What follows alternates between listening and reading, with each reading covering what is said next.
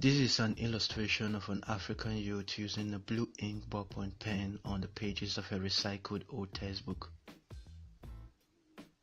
Unfortunately, I lost almost 2 hours of footage because of the memory was full and the video file got corrupted.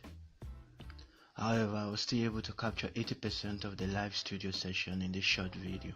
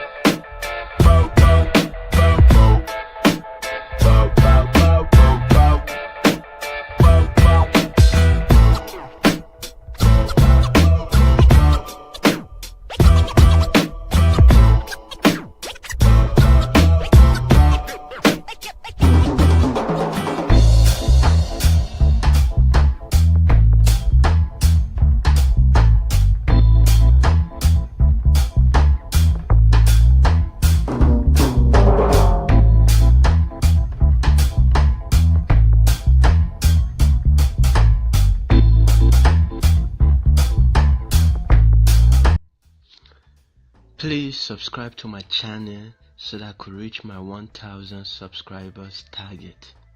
If you're wondering why should I subscribe to this channel, well, it's because my guidance and protection depends on it. Thank you.